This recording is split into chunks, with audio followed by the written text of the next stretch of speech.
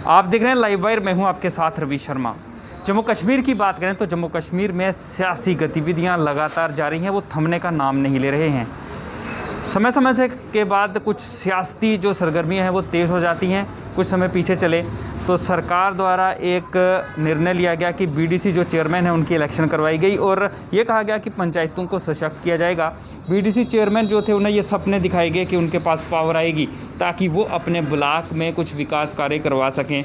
लेकिन हमने देखा जहाँ जहाँ बीडीसी चेयरमैन जाते रहे, लोग उनसे सवाल पूछते रहे कि आप चुनकर यहाँ पर आए हैं, अब काम क्यों नहीं कर रहे हैं। जब बीडीसी चेयरमैन से बात होती थी तो वो लगातार ये कहते थे कि हमारे पास फंड्स नहीं है, हमें फंड्स नहीं दिए गए, हमें पावर नहीं दी गई।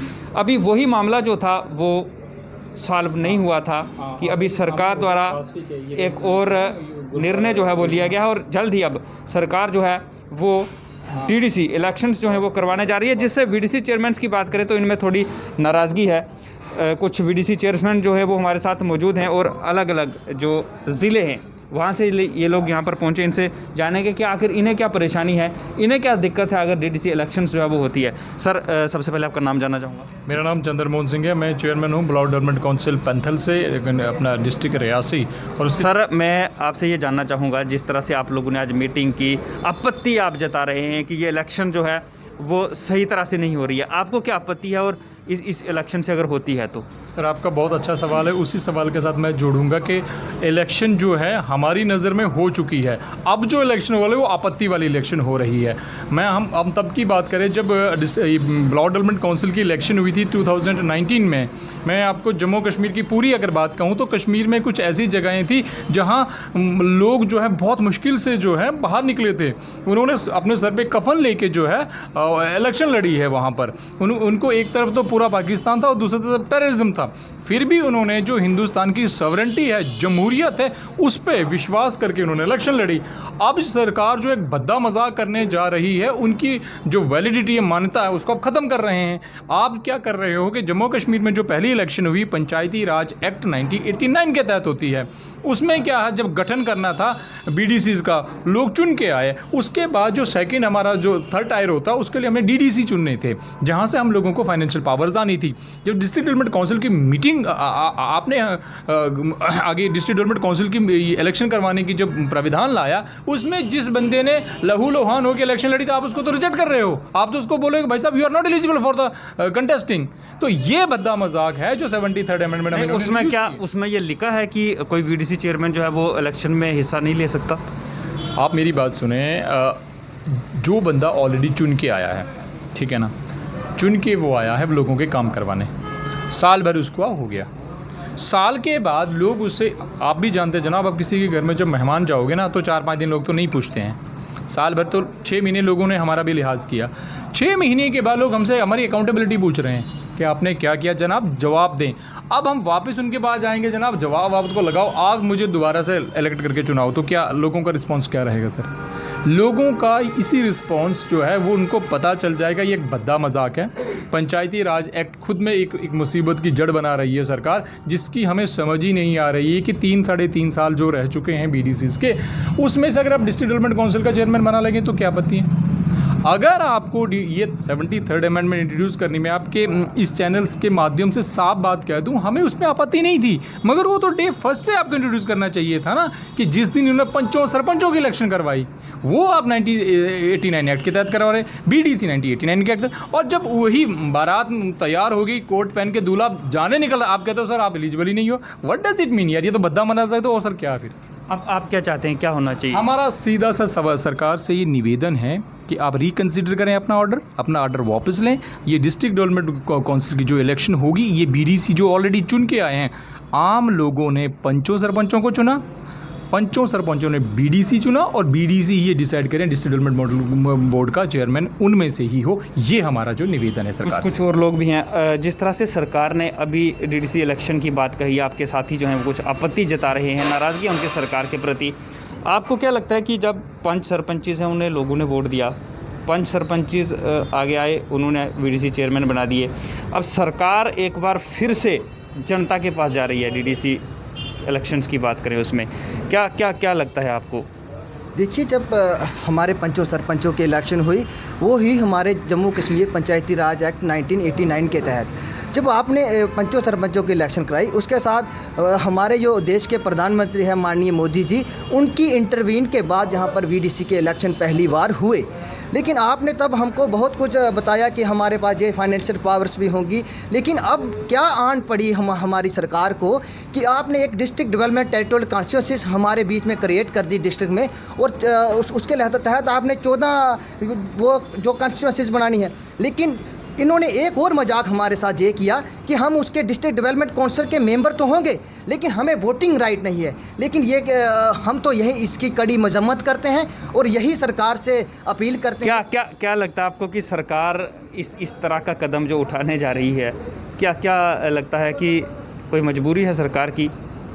क्यों इस तरह के कदम उठाने जा रही है सरकार? दरअसल मैं आपको यही बोलना चाहता हूँ कि अगर रियल सेंस में डेमोक्रेसी को हमने प्रमोट करना है तो हम लोगों को भी जो हमें चुन के भेजा है पंचों सरपंचों ने, तो हमें भी बराबर का हक मिलना चाहिए। और डिस्ट्रिक्ट डेवलपमेंट जो कौंसिल का जो चेयरमैन बनेगा उसमें वोटिंग राइट हमें चाहिए। हमें कौंसिल से कोई एतराज़ नहीं है, जहाँ तो हमें ये उसी के हिसाब से district planning and development board जैसे पहले था उसके हिसाब से इलेक्शन कराएं, नहीं तो हमें वोटिंग राइट देना चाहिए।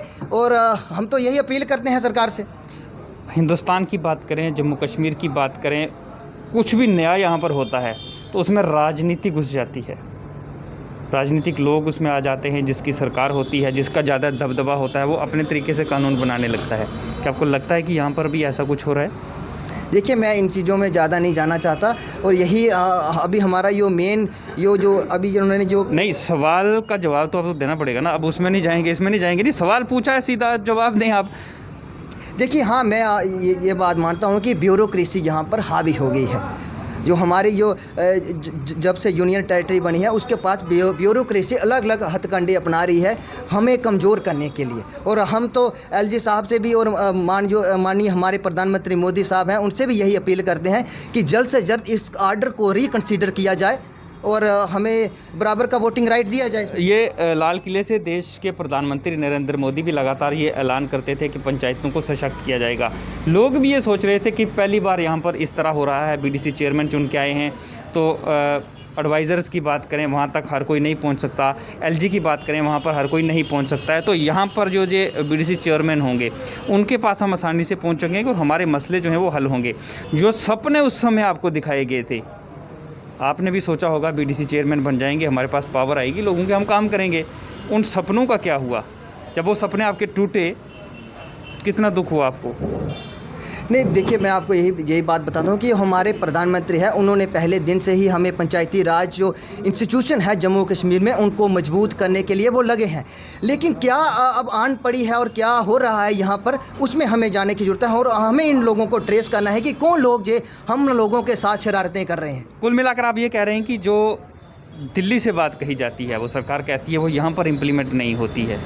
यही कारण समझते हैं इसका ना, यही मतलब समझे हम। मैं आपको यही बोलता हूँ कि जो ब्यूरोक्रेसी है यहाँ पर वो अपने हिसाब से यहाँ चला ले, लेकिन यहाँ पर जम्मू कश्मीर को चलाना कोई वो नहीं है। और हम तो यही एलजी साहब से यही अपील करते हैं कि जल्द से जल्द इसको रिकन्सिडर किया जाए और हमें जो है वो दी जाए वोटिंग राइट। आखिरी सवाल सर मैं आपसे करूँगा, जिस तरह से आप लगातार आपत्ति जता रहे हैं, तो आप क्या एलजी साहब की बात करें, या किसी से आप मिले हैं इस चीज़ को लेकर जब से ये इलेक्शन अनाउंस हुई हैं, या सिर्फ आप मीटिंग कर रहे हैं यहाँ पर?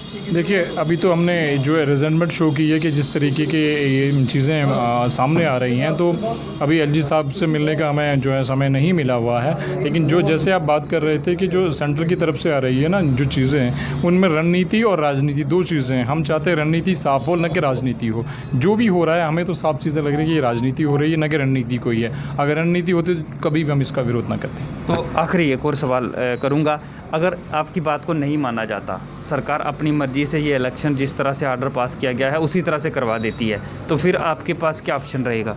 देखिए, सीधी सी बात है, इकबाल का शेर है कि जिस खेत से दहकान को मैसर ना हो रोज़ी उस खेत कर गोशाई गुंदम को जला दो। फिर तो आप खामोखा हम लोगों पर ये बोझ क्यों लादे हुए यार? हम जो 5 सरपंच आपने हमें ये चेयरमैन बना के रखा है, तो बेहतरीन आप एक ऑर्डिनेंस पास करें, उनको रिजेक्ट करवा दें। ये तो मेरी सजेशन होगी सरकार को। जिनको आपने रखना ही नहीं है तो काहे को आप उन पर बोझ बने हो, तो हटा दो उनको। उसके बाद आप जो मर्जी करें, तानाशाही है, जो मर्जी कर सकते हैं। लग रहा है तानाशाही हो रही है। आप इससे ज़्यादा और लगने के लिए क्या चाहिए आप बताएं, हम वो भी कर रहे हैं। अब साहब आपने इलेक्टेड लोगों को चुना, एक और अभी अब नोटिफिकेशन निकाल रहे हैं कि जनाब जिनको चुना हुआ है आप वहीं बैठे, हम दूसरी गाड़ी रिजर्व करके भेज रहे हैं। तो तानाशाही नहीं तो और क्या हो सकती है। मैं राहुल जी की बात का बिल्कुल समर्थन करता हूं, जो ब्यूरोक्रेसी है वो यहाँ बहुत हावी हो चुकी है। आपने एडवाइज़र साहब की बात की, मुझे बताएं कितने पॉलिटिकल एडवाइज़र बने हैं। ये तो वही अफसरशाही हैं जो ऑलरेडी ऐसी कमरों में बने रहे और उनकी तो प्रमोशनें हो गई। उनको क्या पता है कि ग्राउंड लेवल पर एक पंच और सरपंच दिन दिहाड़े कितने लोगों की मुसीबतें झेलता है और कितनी बातें करता है।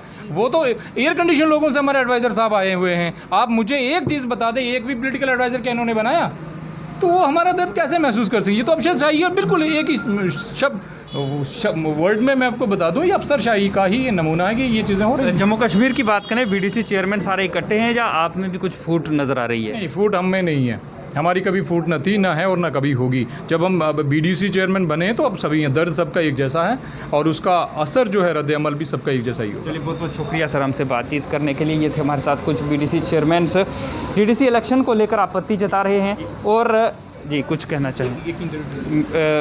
आपको बता दूं कि लगातार ये लोग जो हैं ये आपत्ति जता रहे हैं डीडीसी इलेक्शंस को लेकर, और इनका साफ तौर से ये कहना है कि जम्मू कश्मीर में ब्यूरोक्रेसी जो है वो हावी हो रही है।